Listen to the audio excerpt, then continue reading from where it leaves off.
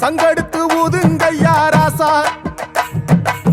சந்தனத்தை எடுத்துக்கிட்டு ராசா, நம்ம ஊரு சனம் திரட்டி வையு ராசா.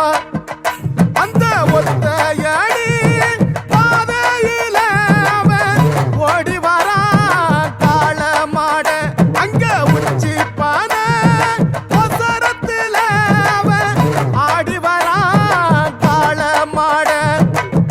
கொம்பு ரெண்டும் குறு குறித்த கண்ணு ரெண்டு தீ பிடிக்க, அழுகழு பாச்சலில பாடி வரான் காளமாட.